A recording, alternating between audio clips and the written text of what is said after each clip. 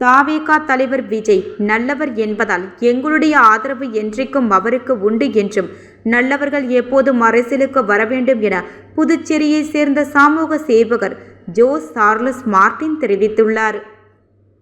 புதுச்சேரி திருபுவனை தொகுதிக்கு உட்பட்ட மதகடிப்பட்டு பகுதியில் ஜேசிஎம் மக்கள் மன்றம் திறக்கப்பட்டது.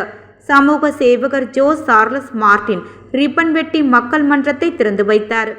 நிகழ்ச்சியில் திருபுவனை தொகுதி சட்டமன்ற உறுப்பினர் அங்காளன் உள்ளிட்ட 2000க்கும் மேற்பட்ட மக்கள் மன்ற நிர்வாகிகள் மற்றும் பொதுமக்கள் பங்கேற்றனர்.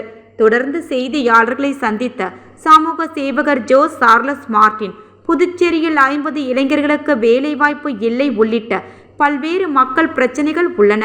ஒரு நல்ல அரசாங்கம் அதனை சரி செய்ய பார்க்க வேண்டும். ஆனால் அதை விட்டுவிட்டு நல்லது செய்ய விரும்புபவர்கள் மீது அவதூறு பரப்பக்கூடாது என தெரிவித்தார். மேலும் புதுச்சேரியில் பெண்கள் மீதான பாலியல் வன்கொடுமைகள் அதிகரித்து உள்ளது. அதை செய்தவர்களுக்கு அரசு ஆதரவாக உள்ளது. எனவே சட்ட ஒழுங்கை பாதுகாக்க கடுமையான நடவடிக்கைகளை அரசு எடுக்க வேண்டுமென கூறினார். நாட்டின் 6வது பணக்கார முதலமைச்சராக புதுச்சேரி முதலமைச்சர் ரங்கசாமி உள்ளார். அவர் மிக எளிமையானவர் என சொல்வார்கள்.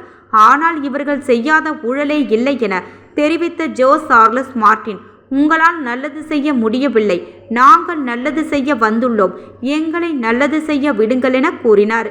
தொடர்ந்து தாவேகா தலைவர் விஜய்க்கு சமூக வலைதளங்களில் தொடர்ந்து ஆதரவாக கருத்து பதிவிட்டு வருவது குறித்து செய்தியாளர்களின் கேள்விக்கு பதிலளித்த அவர், எங்களுடைய ஆதரவு என்றைக்கும் விஜய்க்கு உண்டு.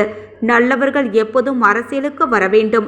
நல்லவர் வந்துள்ளதால் நாங்கள் அவரை ஆதரிக்கிறோம் என தெரிவித்தார்.